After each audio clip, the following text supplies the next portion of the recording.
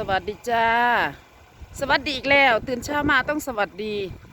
ตอนนี้เวลาจะ6 โมงเย็นแล้วส่งพี่ปูจะกลับแล้วยายปูดำฟินแลนด์จะกลับแล้วค่ะขับรถดีนะคะพี่สวัสดีค่ะขอบคุณมากค่ะที่มาหาหนูจ้าไม่เป็นไรเดี๋ยวเจอกันใหม่เดี๋ยวแวะไปหาพี่ที่บ้านแล้วกันจ้าขับดีๆล่ะมันจะมืดแล้วมันจะเมืองหิมะลำบากโอเคพี่ปูเจอกันจ้าสวัสดีค่ะเมืองหิมะเจ็บปูไปแล้วยายปูดำฟินแลนด์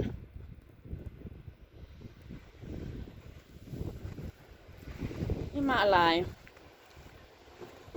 ไปเลย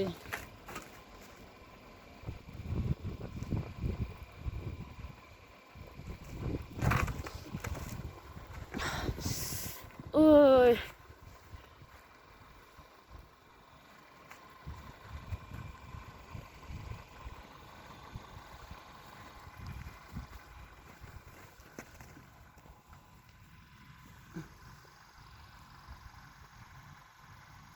พี่ปูจะขับรถกลับแล้ว70-80 กิโลเมตร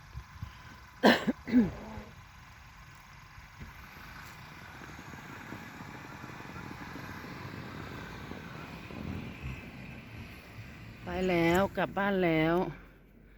ว่าสิได้พอกันไม่ใช่เรื่องง่าย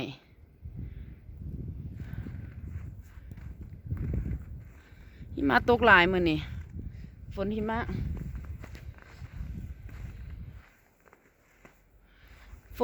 ะขับรถก็จะมื่นๆลื่นๆ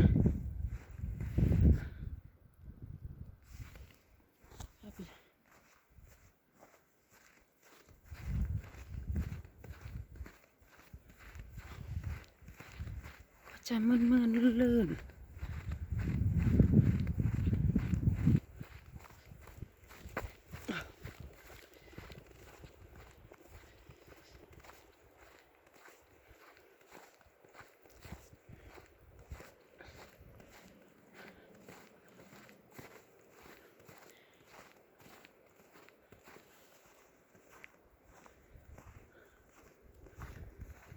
ตรงนี้ตรง3 แยกหน้าบ้านนี่อันนี้กล่องไปรษณีย์พูดผิดค่ะกล่องไอซ์ทิ้งที่กระดาษอันนี้กระดาษหนังสือพิมพ์ประเภทกระดาษกล่องทิ้งกระดาษนั่นนี่กระดาษหนังสือพิมพ์พวกกระดาษนะพวกที่กล่องเป็นลังกระดาษนั่นสิต้องไปทิ้งที่หม่องอื่นยายปูดำก็กลับแล้วยายปูดำฟินแลนด์ก็กลับแล้ว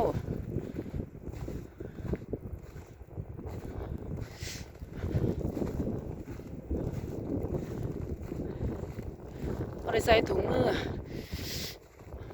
อากาศเย็นอยู่เด้อ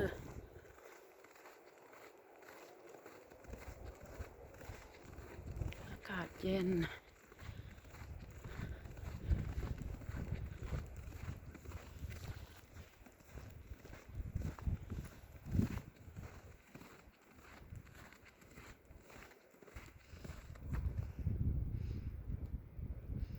ก็ยังมาเอาอากาศออกมาส่งยายปู่นั่นเราต้องกลับด่วนเพราะว่าคิดถึงหลานเรามันขับทางไก่มันเมินน้ำอันตรายแล้วก็เลยฝ่าวกับโอกาสหนาสิไปหาเหรียญน้ำเล่าถ้าได้ฮอลิเดย์